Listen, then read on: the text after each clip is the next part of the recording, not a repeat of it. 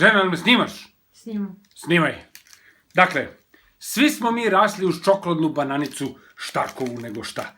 Ona je promenila, kako se zove, ambalažu i nije više u onom providnom celofanu, nego je u ovom crvenom. Međutim, šta otkrijem ja danas? Verovatno, kasnije nego mnogi, otkrijem novu čokoladnu bananicu koja se zove skroz čoko bananica. Jeste, čokoladna bananica, inače, na engleskom bi bila chocolate banana, ili bi na francuskom bila oh la la, banana au chocolat. Jeste, ili na nemačkom banan, čokoladen, banan. Jeste. Sad ćemo da vršimo degustaciju. Čuti mala, ovo je moj pas. Ne dam ti čokoladnu bananicu, ovo je moja čokoladna bananica. Čuti tu. Sad ćemo da vršimo degustaciju nove čokoladne bananice koja je skroz od čokolade. Sećate se svi, u detinjstvu smo grickali ovako neki put pomala. Ovako, jeste čokolad. Skidali sve ovako. Ovako. Obratite pažnju, ovo je stvarno, vidite brown kao što nije belo, skroz je čokoladno.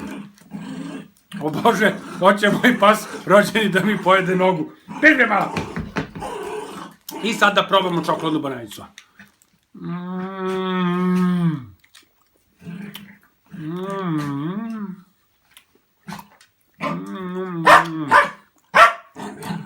Sad moramo da je razmažemo po nepcu ovako.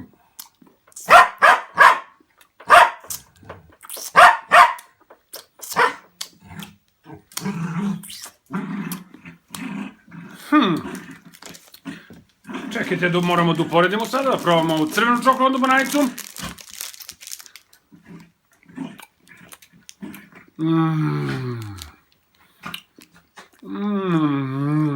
Sad ovo da razmažemo po nepcu ovako.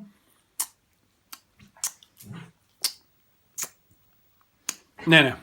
Čokoladna bananica je ipak čokoladna bananica. Srećom te je ovo limited edition. Dakle, ograničena serija.